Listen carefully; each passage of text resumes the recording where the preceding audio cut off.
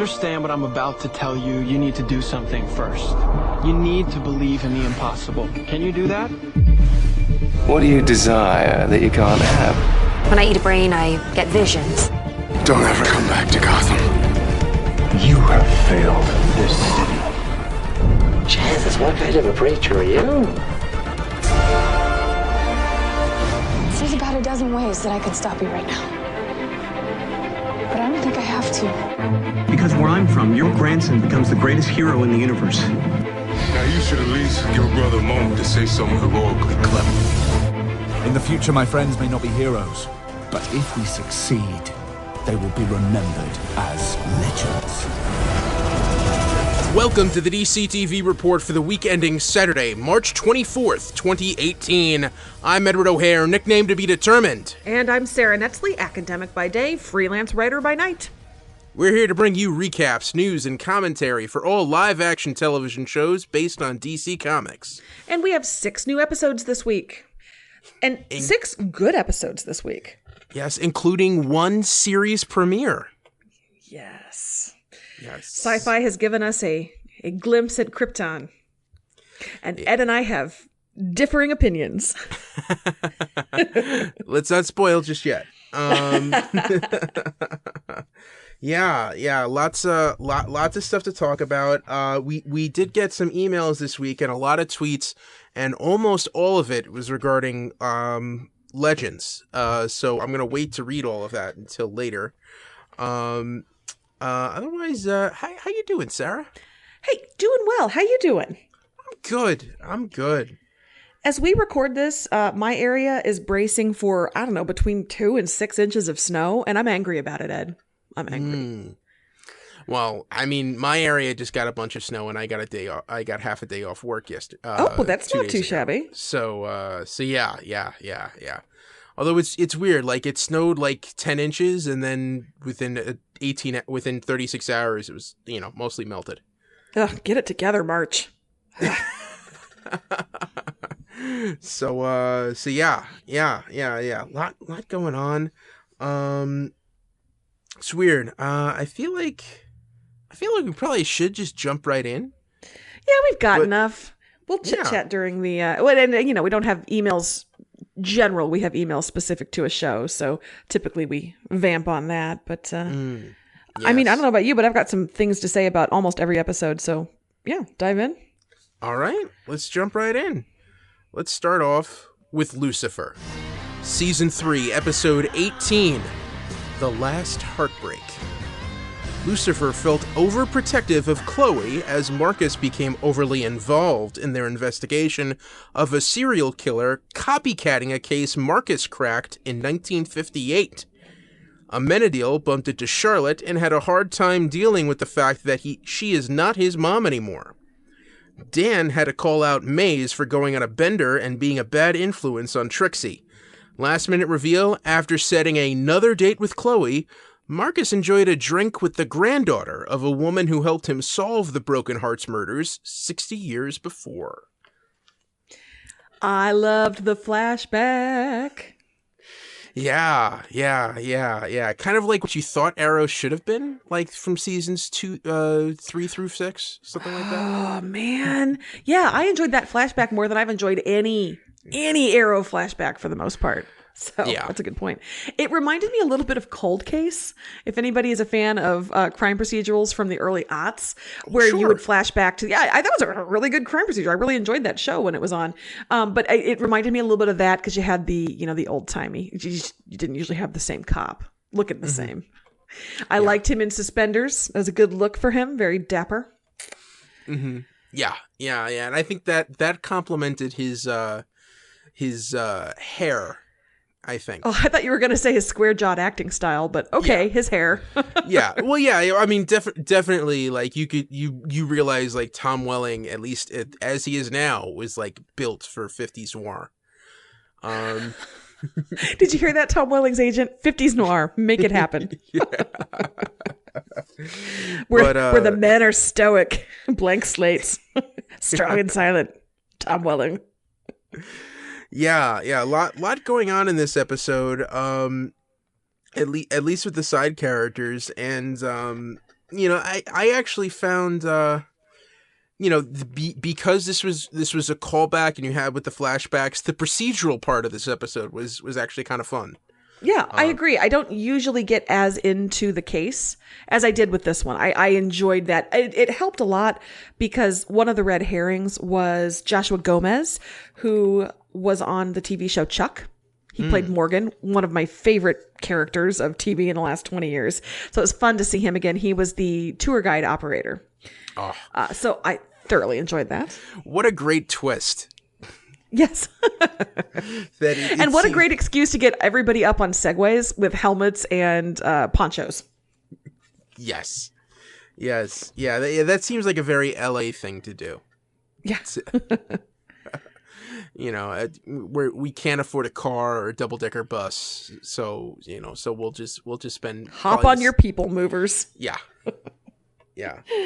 But so Roger Ebert has a thing called the economy of characters, the law of the economy of characters, that says to save storytelling and budget, usually showrunners, the murderer will turn out to be somebody who was introduced early on. And so savvy TV viewers know, okay, well, economy of characters says it has to be somebody we saw before. Even with my knowledge of that, I was still surprised by the killer at the end of this. For some reason, I was just like, oh, the homeowner. It didn't even occur to me. But economy of characters, we introduced him. We knew who he was. We'd seen him earlier. You're paying the same rates for the dude. So let's keep using him. That totally worked for me. Not always is it that easy. I thought last week with the Azara storyline, when I knew immediately it was going to be the assistant with the protein shake, that was economy of characters. Obviously, it's the assistant. But this one, I was surprised. Was my storytelling sense dull? Did you pick up on that right away?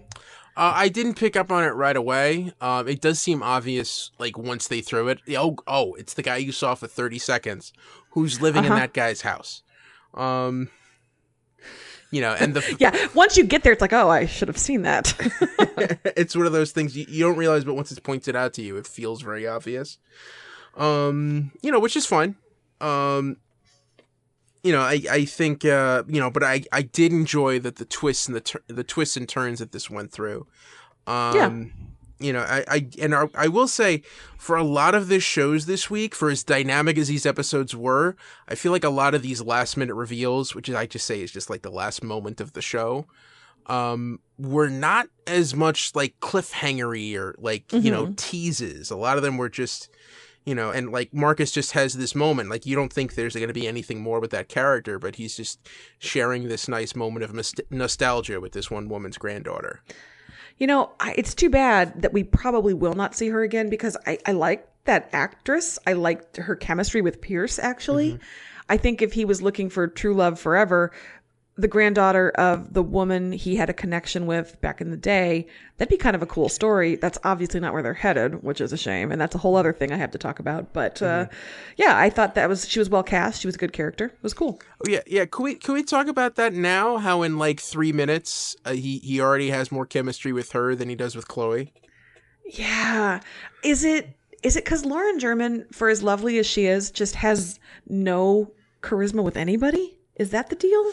Ooh, I don't know about that. What's funny is like I don't think she sparks with Tom Ellis as Lucifer. I don't think she sparks with Dan. I don't know, man. Maybe with the male characters, yeah. But I think her friendships with like Ella and Dr. Linda and Maze all pop very nicely.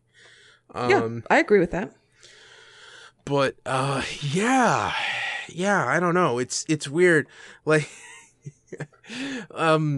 It's funny. You had that scene in the beginning where like Ella is and Lucifer are just like watching from the balcony, and Ella's like, I bet you they boned last night, and like I had no sense that was ever the case. Oh no, they were giving off all the heat of a damp dish rag. Yeah. It just, I know this is the direction the showrunners wanted to go in, but it feels very forced, and I don't know. Yeah, it's what I keep coming back to is if they keep telling us how hot they are as a couple, you can't make us believe it by saying it over and over. You have to show it. Mm-hmm. And it's kind of like with Oliver and Felicity on Arrow were never intended to be the couple, but they just had the chemistry, and so you saw it over and over, and they wrote to that. And this, they try to write to it, and they just, I like the circumstances, I like the backstory, and I like both of the actors, but together they're just not quite as combustible as I'd like. And Pierce isn't helping things. This Pierce Chloe thing isn't helping. By the way, what does Pierce really want? He delivered that line at the very end. I'm not risking my heart. I'm going to get what I've always wanted. Is he back on thinking she's his key to die? Does he want to fall in love? Because it sounded like he wanted to murder her, honestly. That delivery was a little, woo. Yeah, I can't tell if it's like he thinks that she's the key to him dying, or like maybe if he falls in love with her, that maybe he'll be redeemed. Yeah, that redemption will allow him to die. It didn't sound... It's so refreshing, though, to have that contrast with Lucifer, who, I mean, his intentions are pure-ish. He is the devil and selfish and hedonistic and all that. But yeah. I do like the contrast between he really does want the best thing for Chloe and Pierce, who knows? Yeah, I think now is about the right time for some messenger from heaven, some other angel, to show up and and go to Lucifer, get the hell away from him. Like now I feel like we're starting to spin our wheels here.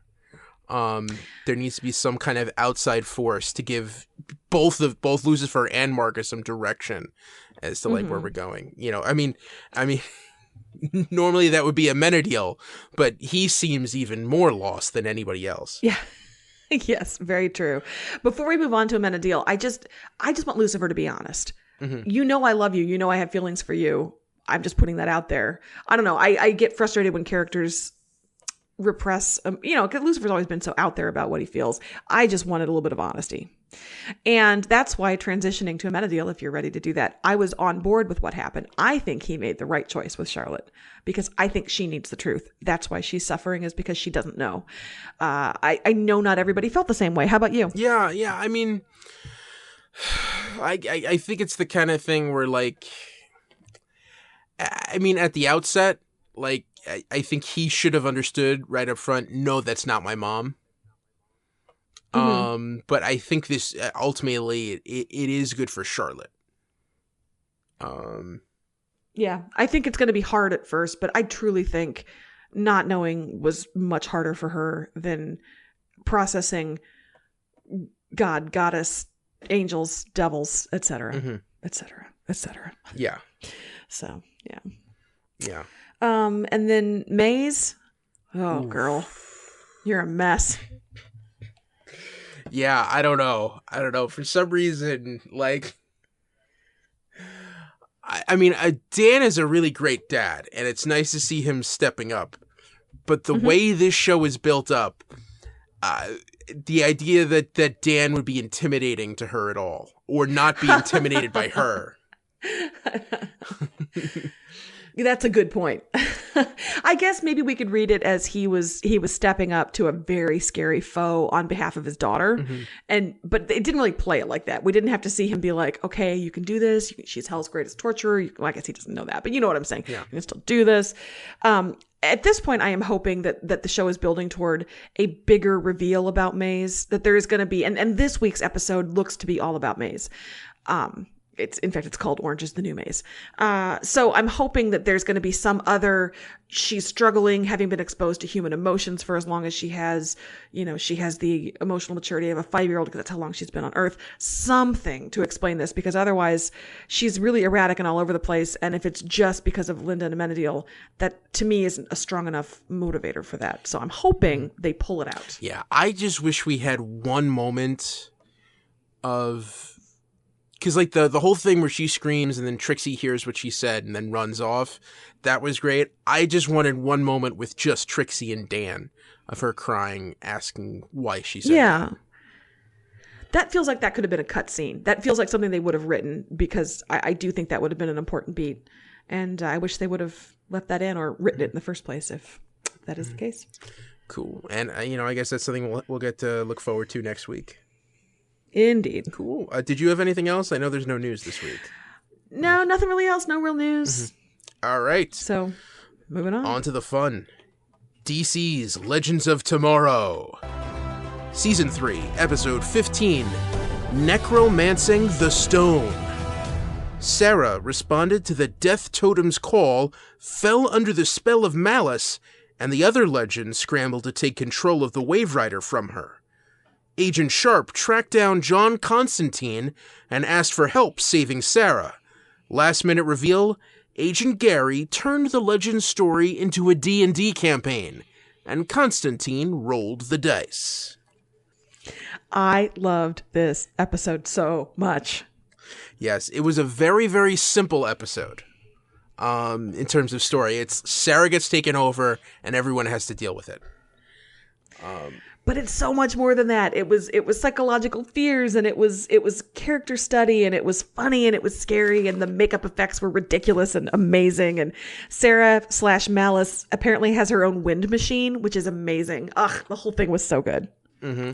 Couple comments. One thing, an email I'll run through here quick. Dan basically he sent us a kind of a short email, but wanted us to call attention to all the tweets that he and Bowerfett and at River 8878 were throwing out about Legends this week. And you know how that has become Dan's favorite TV show to watch. And now it seems like he's not the only one.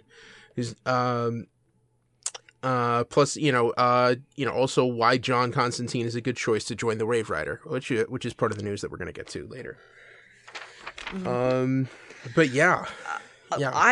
I totally agree, Dan. I actually have in my notes that this is the most consistently strong Arrowverse show. This is the show that I can almost always count on to enjoy. It's going to move the story forward. If it doesn't, it's going to be an entertaining romp. I have had my frustrations with most of the other shows, CW superhero shows this season, but almost never Legends. And this episode I thought was just bang up great. Just so great. Yeah. Among my favorites from what was at Deke273, maybe wondering if maybe they can add Nora Dark, aka Brandon Routh's wife, as a regular. No wonder they have such amazing on-screen chemistry. And at Bowerfett said, looks like Sarah Lance has merged with Liv from iZombie this week. I love that even her clothes had evil veins. Like when people turn evil, they get evil veins, but that carried through to her clothing, which I thought was hilarious. Mm-hmm. Yeah, and there's a whole conversation that they have talking about different characters that could be on the show for next season. I'll hold that off for a little bit before we get into it, but let's get into the meat of this episode. How do you think this brought the team together? Trying to take on Sara, because it seemed like you had Sara battling her own battle with Nora inside the totem against Malice. And then you had all of the Legends on the Wave Rider trying to handle Sara, while also seeing visions of all of their dearly departed. And then you had Ava and Gary trying to catch up with Constantine and asking him to come in and help them. It seems to me like this is going to be a big unifying thing, that they all have gone through this. They've all, battled Sara and done what they needed to do.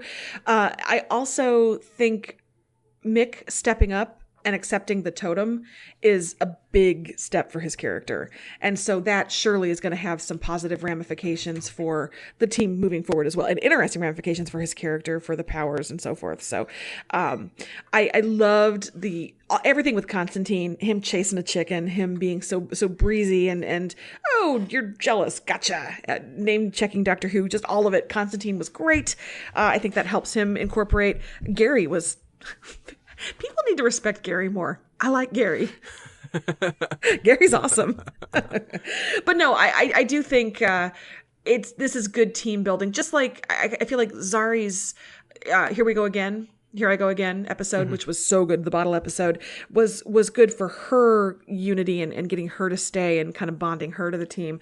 This feels like a thing that's going to gel everybody, which is good because you've got a couple of new people on there. You've got Wally, who I think is continuing to fit in really well. All of it. Yeah. How about you? Yeah, I just thought this was great. I loved, we actually got to see Constantine in his elements when they show up at his apartment in New York, which somehow looks exactly like that shack he had in Atlanta.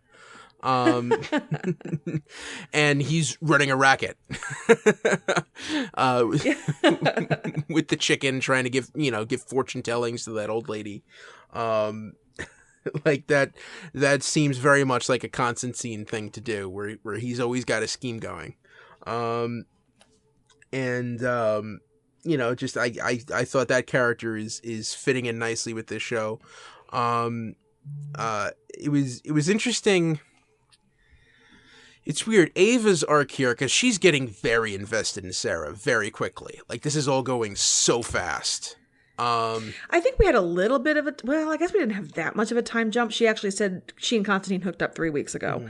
So yeah, it did happen quickly. Hey man, when you know, Ed. Why do you hate true love? I didn't say that. I didn't say that.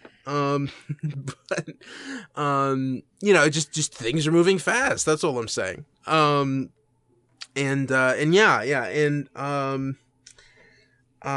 liked all the Zari stuff. I even thought when Nate had to come face to face with his grandfather, with his father. Yet again, this is an episode where I liked Nate. Yeah. It's a miracle. Well, I don't know. One is an anomaly, 2 is a trend. This is a third time. Yeah. Maybe I just like Nate now. Yeah, maybe. Oh my God. What? I loved Gary referring to Ray as a cheerful gnome who's also a very accomplished wizard. That made me happy. And this, of course, is when he was describing everybody as Dungeons & Dragons characters, which I loved. And I'm actively angry that I can't play Dungeons & Dragons with Constantine in real life. Yeah. I loved the stylized retelling of Sara as an assassin. I loved how they staged that. It was very like live theater, where we have minimal set, but it worked. It was really cool. There was basically no element of this episode that didn't make me say, that was so good. Zari and her brother broke my heart. Oh, just all of it. So good. Yeah, I'm actually a little worried for like Nora. What's this gonna, what does this mean now that, that Sara was able to defeat the Death Totem or resist its power? Is Malice going to try to punish the Dark somehow for not being able to control that? Well, if he wants to punish Damien, that's cool. And I don't know, are we supposed to be reading Nora as redeemable here? Because this episode, she didn't feel particularly redeemable to me. No, you see, like, Nora's the kind of thing where it's just unfortunate, the circumstance that she's been put in, because it's not her choice. But she's taking part in it nonetheless. So yeah, I mean, I feel sorry for her as a character that she hasn't really had a chance in life, because her dad's a jerk. But yeah. All right. Before we get to the news, couple of things. There was one extended conversation that I think you chimed in on this a bit, and at BauerFed and at River8878. We're talking about like if the ratings slip, or if Legends comes back, ways that they could retool the team, or if there was another version of the show, or another team spinoff in the Arrowverse, what could they do? I'll just go over some of the suggestions that they made. One was that maybe the next edition will be from Supergirl, that maybe Jimmy Olsen or Mon-El, or Wild Dog could join the Legends. Okay, I don't want to ever hear his name again. Yeah, Wild Dog. I'm so. Yeah, he said he needs to duck as he sees Sara throwing things at him. Deadly things. And Ashley River8878 points out, here's my thing. What characters would you want full-time on Legends versus making them another spin-off like Legends? How many can fit on a ship? My biggest concern is making team shows out of the solo series, yet the one-team series, only 3 core members have stayed. I like Zari, Constantine, Roy Harper added full-time, as well as Rip. And, can we get Rip back? I mean... Give us Rip. Yeah. Yeah, I think that's the kind of thing where Arthur Darvill only wants to do a couple episodes a season. He's allowed, I suppose, but it's hard for me to conceive of who else could join. And Jimmy Olsen, he's not being used well on Supergirl, and I feel like Legends, I don't know what kind of magic they have in their show running team, but they seem to work with these what do we do with them characters really well. And so maybe they'd find something great for Jimmy Olsen. That would be very cool if they could do that. But I agree, the Wave Rider is full. Yeah. I'm excited that, well, I guess, do you want to kind of expand to the news here? Yeah, go for it. So the news broke that Matt Ryan, who plays Constantine, is going to become a series regular if the show is officially renewed, which hasn't happened yet, but hopefully, presumably will. I'm excited. I'm so thrilled, so tickled that a character from a canceled NBC show that ran how many episodes? 13 is going to become a regular on a CW show years later. That's amazing. But dang, that ship is full. It's hard to serve everybody's storylines. And yet they did really well with this episode. They did really well with, here I go again, they did really well with a lot of these episodes that I've been enjoying so much. So maybe I should trust them. They can do it. I believe in them. So if they want to add 5 more characters, probably it's going to work. Yeah. And I mean, it's weird. Like, since they came back, I haven't even noticed that Jackson Martin and Dr. Stein were gone. Until I saw in someone mentioned Jax in one of the tweets. But yeah. I think they're doing a solid job. So let's just trust in Berlanti and see where it goes. In Berlanti, we trust. Yeah. Was there any other news for this week? This week's episode coming up, we're going to learn Ava's secret, so that's exciting. Okay. And then there's a cool article in The Atlantic that talks about Constantine's sexuality in this show, in Legends, and how much better it is, how much more open it is than it was on the Constantine show, which it was absent, right? And that it's a little more fluid than the rigid comic book where you stand up and pronounce, I am the Flash, I am Iron Man. Like, we're used to kind of black and white characters in Constantine. It's really shades of gray, and that incorporates his sexuality as well. Male bisexuals are typically less represented overall in any of the LGBTQ plus community, and they are letting him express both desires. They're not really pigeonholing him as one or the other. Bust a lot of the stereotypes as bisexuals as confused or reckless or just a pit stop on the way to like Gaysville. So really, really interesting article. If you like that kind of academic deep dive writing, check out the Atlantic's article on Constantine's sexuality. Okay. Which, yet again, I will try to remember to tweet and then never, ever will remember to tweet. All right. And that's that for Legends. There we go. All right. So, next up. Okay, so we did like 12, 13 minutes on each of the 2 shows. Let's see if we can knock that down to 10. Okay. Yeah. I hate doing this because we love talking about these shows, but we got 6 of them. We want to make sure that we get due time for each one. Well, this was I think Legends was the best of the week. So yeah, it was. We can do this. Yeah, well, no, I don't. It was pretty good. There are other shows that I don't know. We'll get to it. All right. So next up is iZombie. Season 4, Episode 4, Brainless in Seattle. Part 2. Liv and Clive tracked a serial killer while Liv's rom-com brain kept trying to set Clive up with Officer Hunter, so she wouldn't have to tell Clive that Dale was cheating on him. Major Jordan and Captain Seattle went looking for that incriminating video and tracked Tucker, the unfortunate victim, to Angus's zombie zealot church. Blaine waded through Loose Lip's brain while hoping for visions that would lead him to Renegade. Last minute reveal, after finally reconnecting with Tim, Liv learned he was a zombie evangelist and broke up with him to join Ravi, Peyton, and Major in a zombie-human dance-off. Oh, this episode was so much fun. Yes. This is my favorite one of the season so far. I wasn't 100% on board with the rom-com brain last week. Absolutely on board after this episode. It was when Liv was writing in her diary and said, my lobster, my Dawson, my soulmate. I couldn't help but wonder, thereby name-checking Friends, Dawson's Creek, and Sex and the City in 10 seconds. Amazing. And Liv on Rom-Com Brain was great. Blaine on Loose Lips Brain, nah, he's a glorified TA. I wouldn't bother with that brain. Amazing also, but nothing in this show or in my human mortal life will ever top Major on Wrestling Brain. Well, I'm not happy to see that, but I'm happy she's happy. Oh my God. It was so beautiful. Oh, what a great episode.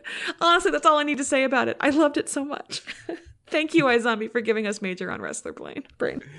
Yeah. You know what's it's one of those things where like it seems so stupid, but like when you try to explain it to someone else, but when you watch it, it fits so nicely. And it's nice to see that as grim as this show is getting, just in terms of plot, that it still takes its time to give you the fun. Yes, absolutely. I will say 2 different people in my life messaged me after they watched that episode just so we could all celebrate Major on Pro Wrestler Brain together.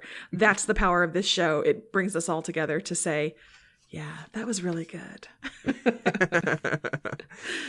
Yeah, and I was criticizing them for like the last episode or 2 about the way they've handled that video that you know of Jordan turning Tucker, and it's nice to see that they finally took some initiative on that, and that's what led them to, you know, now Major's aware that Angus is one still alive and now is building his church. I like the movement that this is taking, and the way that they tied that in throughout the episode. It just feels like it's been a little bit slower to get off the ground. Maybe this season they've been laying the groundwork for the new rules, and so we've had a little less speed on some of these plot points. Like I understand the zombie zealot church, like I get where that's going. So they've just been laying it brick by brick, and this was the episode where it all just finally came together for me. Yeah. Now, the whole thing of Mama Leone turning out to be Renegade, I don't think that's the right Renegade. Okay. I don't know. Something about this just seems off. You know, the way you're not saying it's bad writing. Do you think it's some sort of ruse? Yeah, that's what I'm saying. No, it's not bad writing. I think it's a ruse. I think that some Blaine's visions are misleading him somehow. Or whoever. Well, that's interesting. Whoever told him he was turned by Renegade, because like the way that we've seen her is interacting with Liv. Either that or this is going to be like one hell of a double cross when you realize that that, you know, she has kind of a similar ideology to Angus. But the way that like Major is describing Renegade does not coincide at all with the way I've seen Mama Leone on this show. Interesting. I guess I hadn't put that suspicious spin on it, but I see what you're saying and I like it. Yeah, I think, so.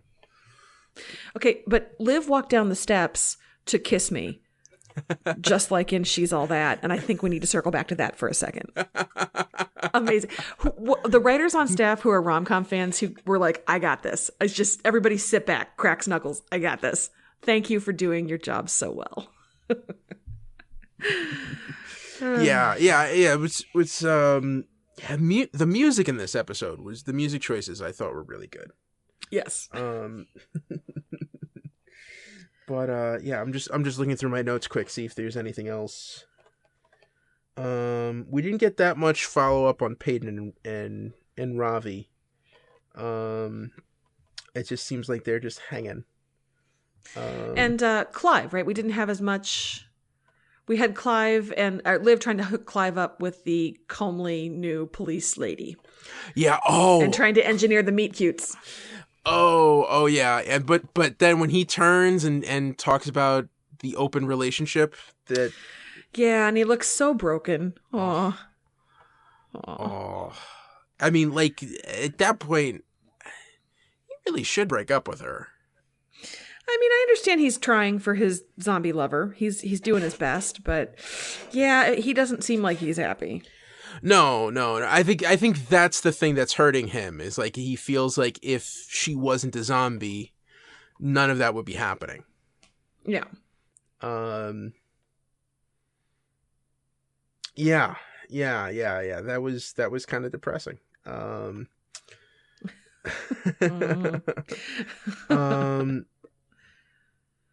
trying to think, is there anything that I think covers it for me? Okay. All right. Was it, and what quick, two news. Two little bits of news. One is we last week talked about, somebody should make a cookbook. We should make a cookbook. Somebody made a cookbook. There's an unofficial cookbook from season 1 of iZombie that a fan put together. I will try to remember that out. But if you Google iZombie cookbook, it's the first thing that pops up. Basically, it's a Google Doc that you can download, access, but it's really well done. It looks really nice. I have not tried or really even looked at any of the recipes closely enough to see if they resemble food that anybody would eat, but it looked like somebody put a lot of love and care into this unofficial season 1 iZombie cookbook. So yeah, I have to check that out. Yeah, and that reminds me of a tweet that at Deke273 sent us. He pointed out that now we can write the cookbook, and he sent us to a link for a 2.2 pound bag of Gummy Brains candy. Yes, I feel like we need to incorporate that in our cooking from here on out.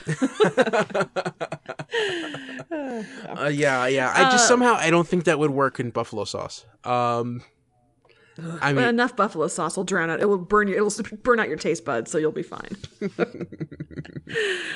Let's see. The other bit of news is Rachel Bloom, who is the genius behind Crazy Ex-Girlfriend, will guest star as a pretentious theater actor who ends up dead. And she's one of my favorite people on TV right now. So even though the dead characters don't get as much screen time, I'm thrilled. I will take any Rachel Bloom she wants to give us. And dead pretentious theater actor, yes, please. Now, where might people have seen Rachel Bloom before? Other than Crazy Ex-Girlfriend. Okay. Okay. Crazy Ex-Girlfriend. She did a lot of she was the she does a lot of funny YouTube videos. She did a lot of YouTube shorts and clever songs and song parodies.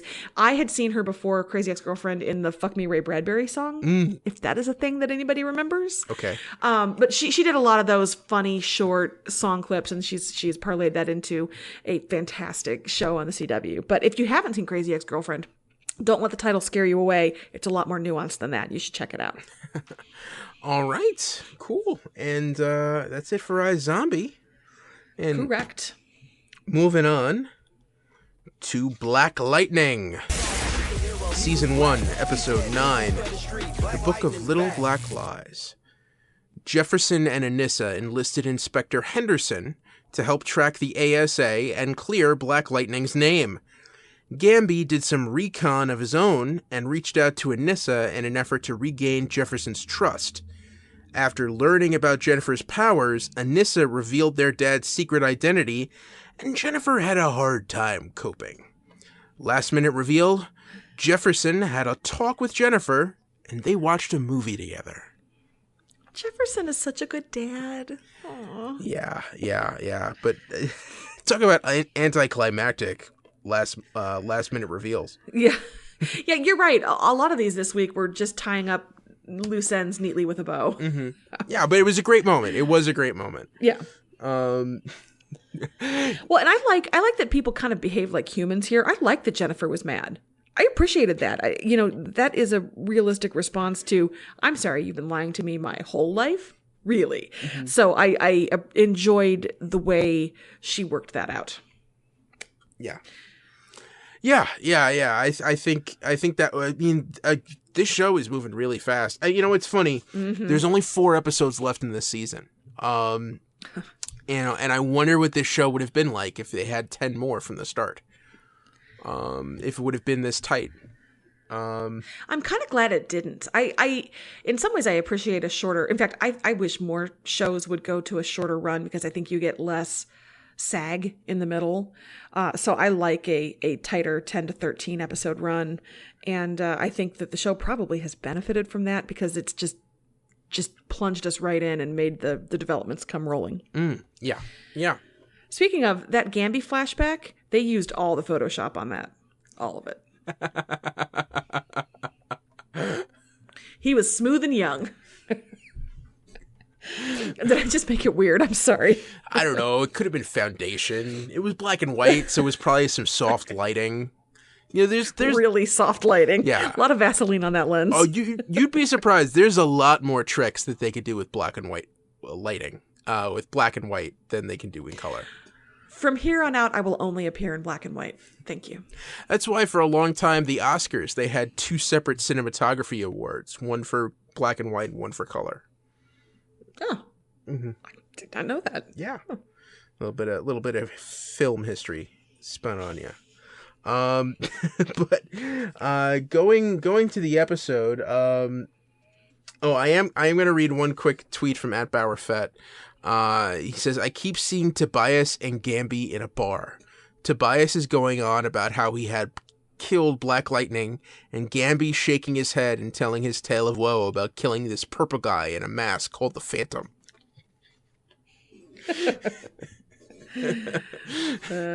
Anyone that's a reference to the great Billy Zane in the 1996 Phantom, the Phantom. I appreciate the respect you show for Billy Zane. Oh yeah. So we have not hit what was for me the most exciting part, which were the Arrowverse references that they dropped. Oh yeah, bugging. I was bugging. I Oh my God, you were totally bugging. Yeah. Also, because Monday and Tuesday of this week, I was at our executive producer Bill Sweeney's home, trying and failing miserably to shoot a video segment on something unrelated to DC TV. And since it was late, we watched Monday night we watched Legends and iZombie together, and then Tuesday night we watched Black Lightning together. And he had very fun describing the look on my face as Jennifer and Lynn were throwing out those Vixen and Supergirl references. They still haven't. Although it did make me wonder, what Earth is this? Because Supergirl isn't on Arrow Flash Earth. No. But Vixen would have to be on Arrow Flash Earth because so many of her team. So am I thinking too much about this? Well, no, you're not. No, you're not. I mean, you don't have to think this much, but we could. And we will. Yes. And see, like, I don't know if it's like somehow they know about these people, or like maybe Supergirl's in this world but not another, or if all of those characters are actually fictional characters in this universe. Ooh, that's interesting. Because in Flash of Two Worlds, the original comic book, in the first appearance of the Flash, which kicked off the Silver Age of DC Comics, the thing that inspires Barry Allen to become the Flash, once he gets his powers, is remembering reading Jay Garrick's Flash in comic books as a kid. And then later on in Flash of Two Worlds, when he meets Jay Garrick, you learn that the Flash, the characters of Earth 2 are comic book superheroes in Earth 1. So maybe they're doing a similar thing here. And that's how we can set up a crossover in the future. I hope that they are looking ahead to crossovers in the future, because it would be very cool to get Black Lightning involved in the next big Arrowverse crossover. Yeah. And I know we're watching the clock, but I just want to say things about Anissa that I loved this week. Getting mad when the fans objectified her ass, but then happy at the site that said she was challenging the patriarchy's narrative of female heroes. I loved the song, the soundtrack when she suited up in her new suit, the Black Girl Magic soundtrack. I loved her and Jefferson having this huge family conversation in their ridiculous super suits. Really, really funny. Dad, you have to understand where Jennifer's coming from in my ridiculous mask. But daughter, I do understand ridiculous mask. And then they got to do the slow motion stride out in front of an explosion. Everything was great. Yeah. Couple things. I blame Jefferson for not properly explaining exactly what Gamby did. Yeah, that's fair. Because, Although it's funny, she would have never gotten that suit. I think if she'd properly explained what Gamby did, she would have never gone to that tailor shop when Gamby asked her to. Yes. So that's a little convenient, I think. I thought the dynamic, once Jennifer found out and that bombshell was released, and kind of you could see this rift starting to form across the whole family. And she immediately makes those jumps that it took an episode, or it took like an episode for Anissa to make, that's the reason that their parents aren't together anymore. And all of that coming crashing down. And you got to see, these two really cool parents get to mend that rift before it gets open too far. I think this is a great thing. Like, I think, this is a show I hope people watch as a family. Yeah, agreed. Yeah. And I think that was great. It's funny that like now this is episode 9 and there's only going to be 13 this season. So, I'm interested to see them start to move forward. And like, you didn't have any Tobias, you didn't have any wacky Lala stuff in this episode. And I didn't miss it. No, but like they introduced that episode they introduced all that stuff last episode. So like they've got to start moving on it now. Like their window to tie everything up is starting to close. We're in the home stretch now. True. So yeah. Was there any news on Black Lightning? Not really. So okay. You want to move on to the premiere? Cool. All right. Next up, here's the big one. Krypton. Series premiere. 14 years after his grandfather was executed for claiming Krypton was in danger from an alien threat, Seg-El hustled the streets of Kandor. After Seg stopped a terrorist bombing, Darren Vex offered him a Science Guild position, a rank in the House of Vex, and his daughter's hand in marriage. Seg was currently sleeping with Lyta Zod, daughter of Jaina Zod, leader of the military guild. Adam Strange came back in time and gave Seg the key to his grandfather's Fortress of Solitude, and Seg's mother, Charis, encouraged him to continue Val-El's work. Last-minute reveal, Adam showed Seg his grandson's cape, which may fade out of existence if they don't stop the Collector of Worlds, Brainiac. Okay, Ed, what'd you think? Oh, there's a lot of potential here. This is there's a lot of stuff going on. It's not perfect. It is a little stuffy, but they're all Brits, so that's to be expected. And what's funny is the two things that I was most worried about were Seg-El's parents, and evidently they're both dead. So well, it cannot be a hero's journey if we don't kill the parents, can it? But like now he really is the last of his line. And he has a lot of hard, they've thrown him through the ringer, and he has a lot of hard choices ahead of him. And there's a lot of stuff going on here. There's a lot of power dynamics. I see potential, and also there's a lot of fan service stuff. You had those little clangs of John Williams' score that was sprinkled all over this thing that was really nice. Yeah, it just made me perk up every time I saw it. And I gotta tell you, I probably would say this show was, like a B- B territory.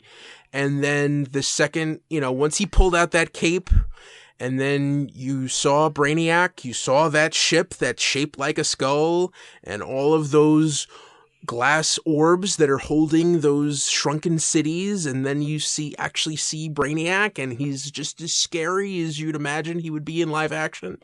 And like, this is a character that like every failed Superman movie that was never made had Brainiac as a villain. This is the one character they couldn't crack in live action, and now we're seeing a version of him that really is true to form, and like sci-fi is spending the money.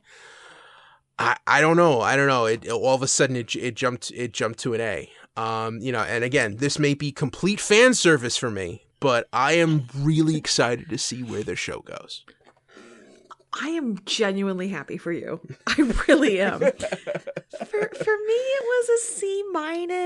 Okay. And that's the non-comic reader approach. Yeah. For me, I thought the dialogue was a little obvious, and I was able to actually like shout out the dialogue along with the characters because it was, I'm all alone now. No, you still have me. Yeah, of course, that's what they're going to say.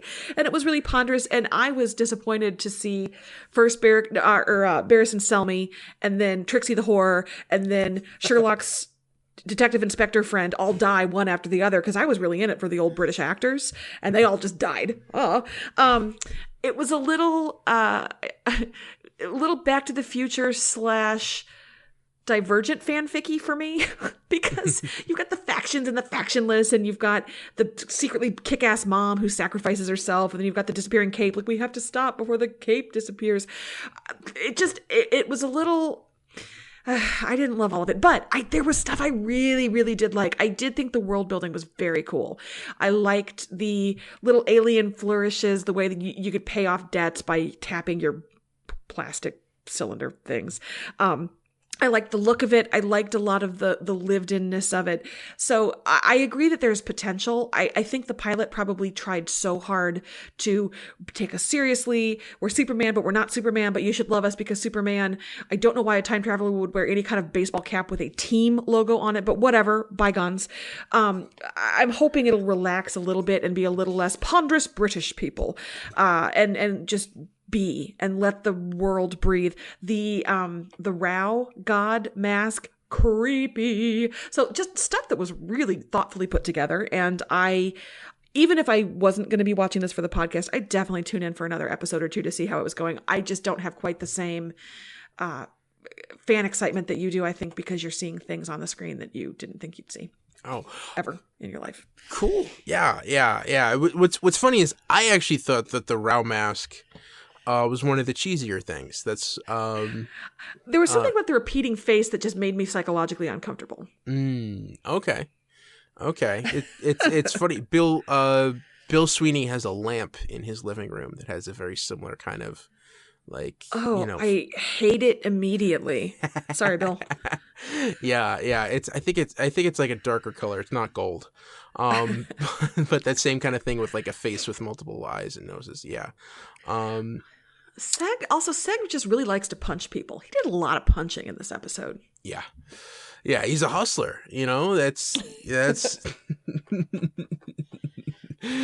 but yeah, this what you were talking about with Adam Strange's get up, he is dressed almost exactly the same as Jeff Johns is whenever he goes to a comic book convention. For those cute. Those who don't know, Jeff Johns is the chief creative officer at DC Comics.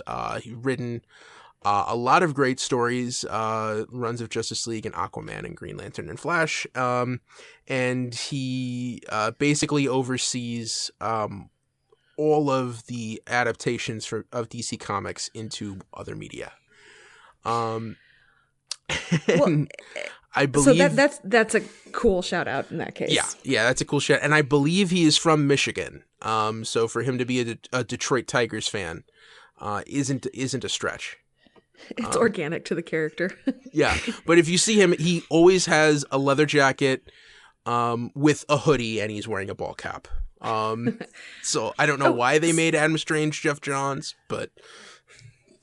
Speaking of influences, I saw this in some of the material leading up to the show, and you, I'm sure, already know this, but I didn't realize that Segal's name was intended as a tribute to Siegel, who created Superman along with Joe Shuster. Right? Yes. Segal. I didn't realize that. I thought that was kind of nice. Yeah. It makes his name kind of cumbersome. Seg is kind of, but alien world. What's funny, in the comics, the spelling is actually Seyg-el.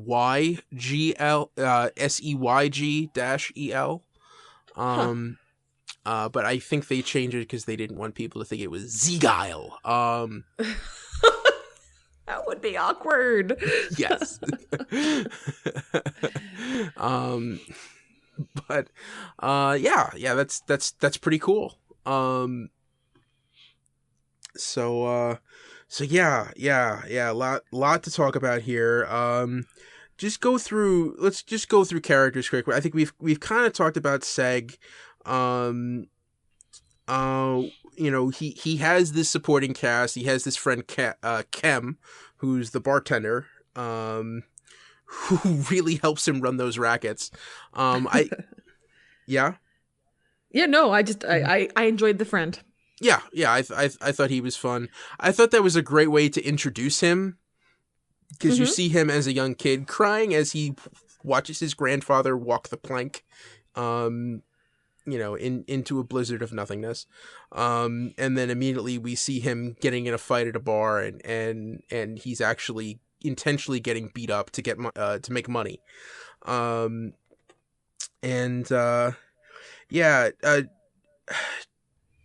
His dad, Tur-El, who's played, I forget the actor's name, but he played Inspector Lestrange on the Sherlock TV show. This seemed like a weird part for him, like a weird choice for Rupert him. Graves. Rupert Graves. Rupert Graves. Okay. Tur-El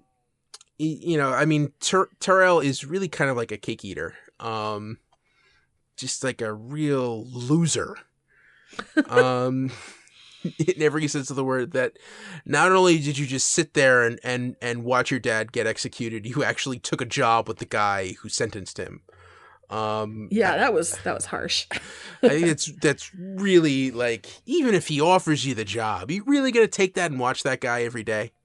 You're gonna spit in his food a lot. It's a lot of spit that goes into that guy's food. Yeah. And Charis, I think that was she did serve as kind of a good inspiration to get him going. But it's the kind of thing, like, if those two characters are sticking around and arguing with what he's going to do, I almost feel better that Seg has that separation, and that he, doesn't have to worry about that. That he can just make his own choices for himself. I like that dynamic that's going. What did you think of Lita and Jaina? I enjoyed them as tough characters. I will be curious to see if that deepens at all. Yeah. I must say, I did laugh when Jaina stabbed Lita's hand and she said, "Yes, mother." Yeah, of course. Yeah. I think Jaina needs a little bit more dimensionality, perhaps. But Lita, I enjoy. I would like to see more about her. I like the placement of women in the military like that, kind of like it ain't no thing, right? Yeah. So they're equally capable of serving. I'm also intrigued by Nyssa. And by the way, are we going to have 2 Nyssas on our DC shows now? Apparently. I like Nyssa's kind of steely political savvy. I like the contrast between the women we've seen so far and the different aspects there. So yeah, I'm all about it. Yeah. Cool. All right. So yeah, it's early going, so we'll see. But come on, you want to say more things about Brainiac, don't you? Oh my God. Like they spent money on this show. Like they Yeah, they need this to be a hit. Yeah. It's just all the architecture. I mean, we've talked a lot about it in the news and the lead up. Just the way that they differentiated the guild area and the training area and just all the area with the council compared to like the down in the dumps, lowlands where Seg and Kem are living, and then just the Fortress of Solitude. Just there's so much to explore. It seems so rich, like there's a lot of ground to cover, and I hope we get to sink our teeth into it. And yeah, Brainiac. It's probably going to be a slow burn. He's not going to show up in the beginning, but just that tease, that was just enough to keep me going for the next few weeks. He's out there waiting. Yeah. Like Richard Marx, right here waiting for you. So yeah. So sorry. Anyway. All right. What news do we have for Krypton? Not really, not news, just a kind of cool interview in Variety with the woman who scores the show, who writes the score. Her name is Pinar Toprak. She's one of the few women who is writing music for this kind of genre show. And she talks about an instrument that she uses for a lot of the music. It's called an A-frame. It's an electro-organic percussion instrument with a wooden frame that is similar in shape to the 5-sided S Superman logo. So she thought that was a nice kind of confluence of events. So she uses it on the soundtrack a lot. And if you Google A-frame, it's just A-F-R-A-M-E, you'll see that I think it looks kind of like a baseball diamond, like a big flat wooden baseball diamond in miniature, but she uses it on the soundtrack and it's kind of Superman shape. So cool. She also says that every week she is writing basically Kryptonian chart toppers to play in the background of the bar scenes. Cause obviously you can't just pull the latest top 40 hit and play it the way you can in any other show. So she has to write Kryptonian pop and kind of rotate through different songs to keep it fresh in the background. So I thought that was kind of cool. So we have finally seen Krypton. Very exciting. Yes. Yes. All right. Cool. All right. Let's move on. Next up, our final show for the evening. Gotham. Season 4, Episode 15. A Dark Night. The Sinking Ship. The Grand Applause. Selina asked Bruce for help recovering something she stole from Roland Charles and hawked at a pawn shop. Sophia Falcone gave Samson control of the Narrows and left Lee scrambling to recover. Harvey and Jim's digging led them to discover that Mr. Penn double-crossed Penguin and was working for the Falcones. The Riddler broke Oswald out of Arkham and the Penguin went for broke trying to unseat Sophia. Last-minute reveal, Babs battled a painful migraine until her hands started to glow, and from across the Sirens Club, she could see Ra's al Ghul walking towards her. This was a busy episode. Yeah, a lot going on. I think this had damn near everybody in it, didn't it? Everybody but Poison Ivy. Yeah. And I don't know if we're going to see Ivy for a while. I think...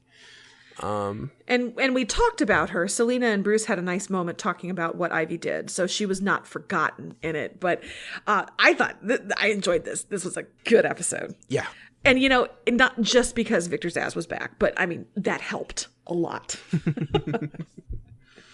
Yeah. Because I missed it. And a lot of reveals went down. Lee, realized that Riddler had taken over Ed. Grundy dragged in Ed to Sirens, and now Babs knows that he and Tabitha are a thing again, sort of, kind of, I don't know. Yeah. So much to dig into here. Bruce and Selina have to do battle in a pawn shop. Yeah. I think the Penguin Riddler ship is maybe sailing again a little bit because Penguin came to save Riddler rather than go get his vengeance on Sophia. Yeah. I love that moment on the pier after he saves him. They both go, let's just never come back here again. Agreed. But that moment felt almost improv. But I like the natural chemistry there. I the two of them together. I struggled a little bit with the Arkham scenes when in the back half of the season, but now that they're out in the world, Riddler's back to being Riddlery. Penguin isn't quite as in control, and I like it when his control slips a little. Oof, good stuff. Yeah. Did you also enjoy the henchman who was just casually reading Detective Comics? Yeah, that was great, and that was an early issue that had to be from before Batman, so it was probably like 1938, 1939. Because for those of you who don't know, that was Batman debuted in Detective Comics. Number 27. So what I want to know is what percentage of the script for a given Gotham episode is just insane cackling? Ooh. Just insane cackling. Like for this character, insane cackle, 2 minutes. Yeah, I mean, just that, probably a good 15%. You know, it's probably up there, but yeah. I mean, one thing I do want to knock for this episode. Okay. Because Lee Tompkins shoots Sophia Falcone in the face. Like, there's a bullet hole in her forehead. In her forehead. Yes. And in the next scene, we hear that she's in a coma. Oh, I laughed so hard because that means we're going to see her again. Of course she's in a coma. I screamed at my television, F you! And I use the word. That was not abbreviated. That I just like, to have that gratification, you know, because and that big Lee moment, you know, where Jim has like taken his last stand and go to hell, and then there's Lee, the avenging angel with the bandaged hand, and I mean Sophia looks dead, and then she's in a coma. Way to whiff that punch. Yeah. Yeah. This is the kind of thing like with them trying to have their cake and eat it too. Well, and they might as well telegraph we're going to see her again. This is a character that we intend to somehow bring back. Yeah. Did you like Fish Mooney? Guess what? We're going to keep bringing this person back. Although it's a shame because I do like Sophia. Yeah. You know, I think, you know, and like this episode, the fact that Oswald was so like grimy, and just covered in filth, and you know, I mean, it was nowhere near as like disgusting and filthy as Danny DeVito in Batman Returns. But you know, the way I'm still not over the black ooze that drips from his mouth in that movie. Yeah, no, and that's not Penguin in the comics. But this was like hearkening enough to that a little bit, and I feel like the way they accentuated his nose, like this felt like he really is Penguin now. And just kind of that mad insanity. You know, once he realizes that Penn crossed him, and he goes, "That's sniveling." Just, you know, as a comic book fan, some great fan service moments here. And you know, and to see these two on the screen, you know, there's only one thing missing from that, and it's a guy in a bat costume. It's coming. You heard some of that growl when he was in the pawn shop. It's getting there. Yeah. You know, that was a fun storyline that I almost didn't put in the recap, just because it was so thin. But you know, that one fight scene I think was well worth it.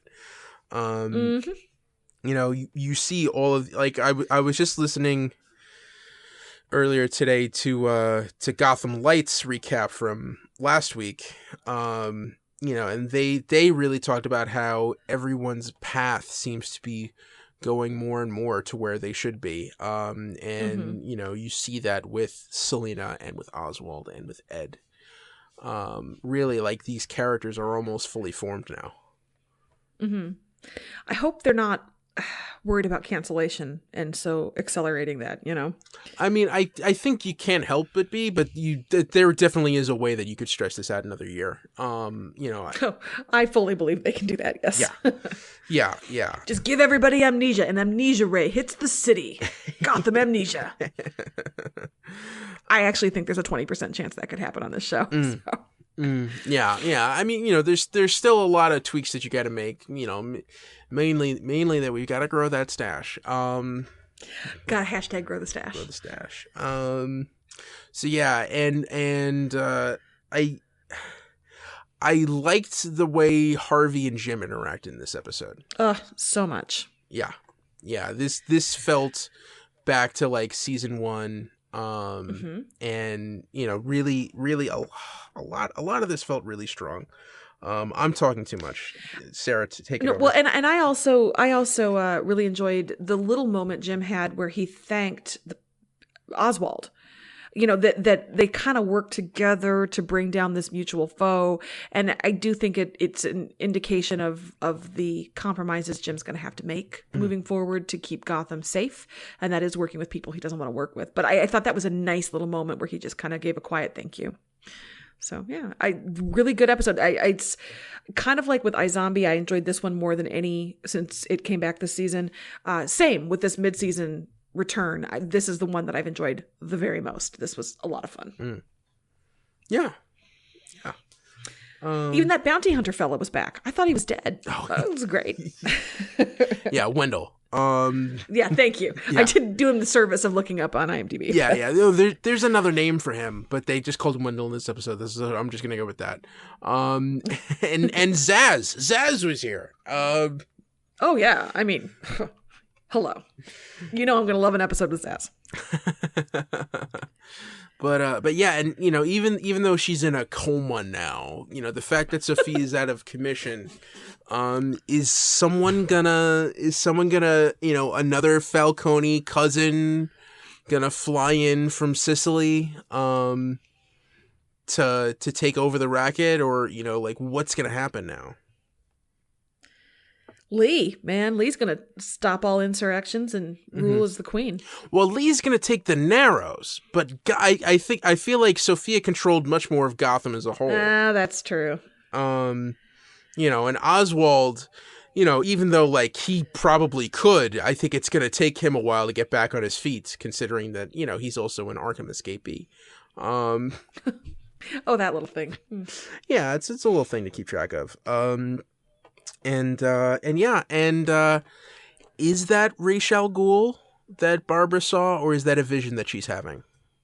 Give me betting odds. I'm gonna go with Vision. Yeah. Do you think it was him? Well, I think it's a vision that is going to lead her to bring him back from the dead. Okay. Mm-hmm. I'd support that storyline. So it's like his ghost reaching out to her. It's if it gets him back on the show, so be it. Yeah. We're gonna find out he did a mind meld and transferred his Katra over to her. It's very Star Trek 3. She has one of his Horcruxes. Yeah. Yes. Yeah. Well, that was a light that shot out of her hand. Yeah. Yeah. Cool. Okay. Was there any news from Gotham this week? Casting news. This upcoming episode, March 29th, we will see the Mad Hatter return.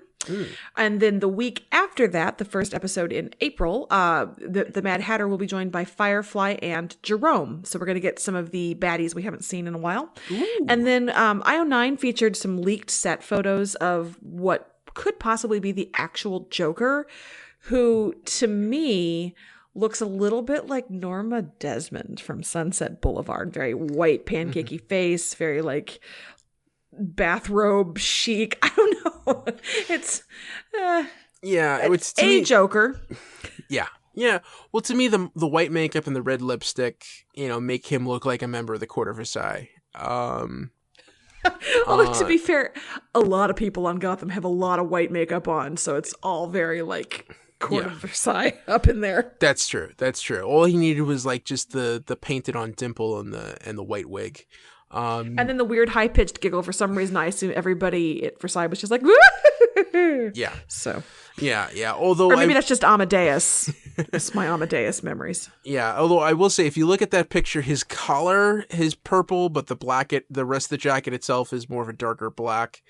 And he's wearing that hat, so he's still missing. There's no green in that ensemble, especially his hair. So I don't know, and we don't know what that scene is for. Is that some kind of vision, or is that?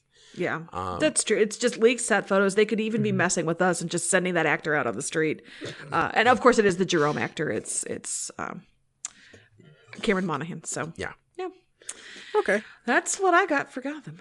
All right. So, okay, do you want the world's fastest rundown of the rest of the news? Let's go for it. Okay, Arrow. Episode 18, Fundamentals. Oliver is going to be in his darkest place yet, and it will cause him to lash out at Felicity and William. How dare he?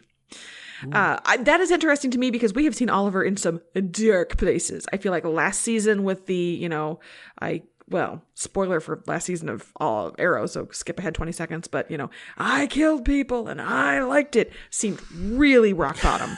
And so this apparently is going to be even darker. I don't know what's going to happen. To me, this seems like there has to be some type of controlled substance involved. I'm a little worried. I've been thinking that Thea is going to leave the show and be happily ever after with Roy someplace else so Willa Holland can be done with Arrow. But now I'm kind of worried they're going to kill her. That will send him into a tailspin. I don't want that to happen. Don't do that, Arrow. Don't do that. So I don't know that. What would send Oliver into a dark place? Yeah. In lighter news, Stephen Amell tweeted this week that the crossover he'd like to see with Arrow would be with Pinky and the Brain, which I support. Okay. All right. Yeah, I'm up for that. What do you want to do tonight, Brain? The same thing we do every night, Pinky. Fail this city. Come on. It writes itself.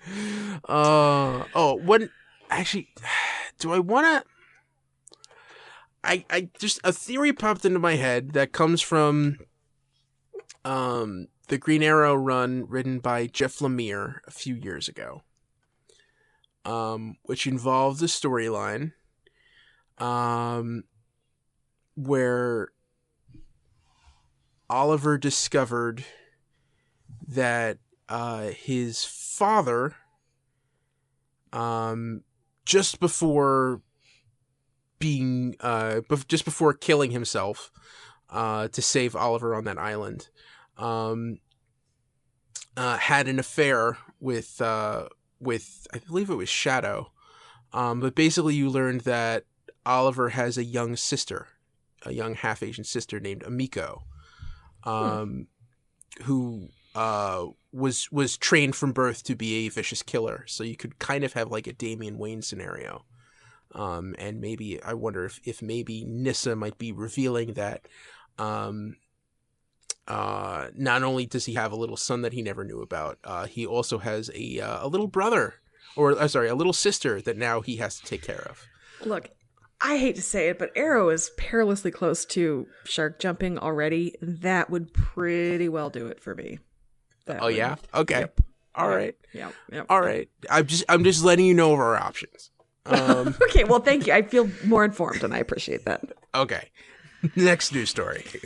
The Flash. Comicbook.com had an article recently wondering if Mystery Girl that we've been seeing could possibly be the reverse Flash, because if you recall in the crossover, Eobard Thawne said goodbye to Barry by saying, "I wonder what face I'll be wearing next." And so the thought was the Mystery Girl was introduced in that same crossover run. Maybe that was some kind of clue that, this is, and then it gets into some genealogy involving how the Thawne-Allen lines intersect. I will say, to follow up on that, a Hollywood Reporter interview with one of the EPs of The Flash said that he hasn't seen any guess about Mystery Girl that is completely correct. So our thought that she's a West Allen child or grandchild, apparently nobody has quite hit it on the nose yet that the EP has seen. So keep your guesses coming about Mystery Girl. Okay. Supergirl. We have a preview for the episode that the show is going to return with on April 16th, and that is Shot Through the Heart. And it features Winston's bad dad and his apparently equally bad mom, played by Laurie Metcalf. Ooh. Very short, just a little bit of a taste. We got a little bit more of a wait for that, but I'm excited for Supergirl to come back. Yeah, I do love that episode title, the Bon Jovi reference. Yeah, that is, but with a pun. Song. Yeah. Yes. Let's see. Preacher has some casting news. Preacher. I know, we don't get Preacher news very often. We have casting news for the Allfather, Daronique, who will be played by Johnny Coyne. The vampire Icarius will be played by Adam Crosdahl. And Prima Cruz is going to play a character named Madame Boyd. I think Madame Boyd is the only non-comic character in that lineup. The Allfather is a big character. Literally, I made a joke. Okay, thank comic readers. High five, high five, high five. But no, he's a major character in the comic. Thank you. And Icarius the vampire, honestly, I had to Google that one. But then once I saw the description, I was like, oh, yep, that guy. It's the big Anne Rice fan. So those two are going to be a lot of fun, and I think it tells us a little bit about where the show is going to head in season 3. Madame Boyd, a little more shrouded in mystery. So we shall see. But Preacher news continues to roll along, and I am just grateful we're getting another season. Cool. And that's the one show that you've read the comics that I haven't. Yeah, I feel like I need to read them again just so I can lord it over you, so I can be like, all right, listen, let me just tell you a couple of things about Preacher. All right. And then last news story of the week is Titans. Some evidence of the appearance of the Maroney crime family has popped up for Titans, which yet again is going to appear on the DC streaming service, whatever that is, wherever that is, whenever that is. Ooh, whoa. Is this big? Well, no, it's not big. I mean, this show is going in all different directions. I mean, yes. First off, we have Beast Boy, and I think, is Starfire in this cast? But Beast Boy. I think so. Yeah. And then we got Doom Patrol, and then Jason Todd. Hawk and Dove. Yeah, Hawk and Dove. Doom Patrol is going to be in an episode. Jason Todd is showing up, and now we got the Maroney crime family. I mean, that's like as far, so. The Maronis and the Falcones are the basic Italian mob families in Gotham. And for them to be on the same series that the Doom Patrol is going to show up in, which is basically like DC's very wacky, weird answer to the X-Men.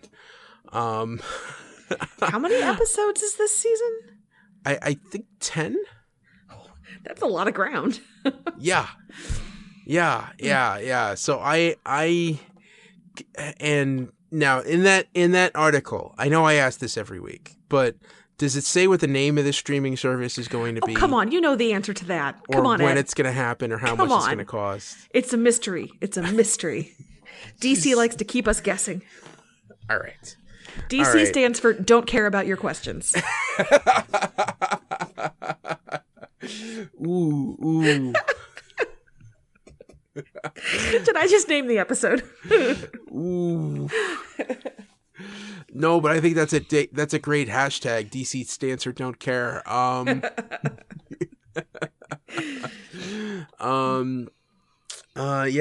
Was that the last news story for the week? That was it. You want to do real fast winners of the week? Yeah.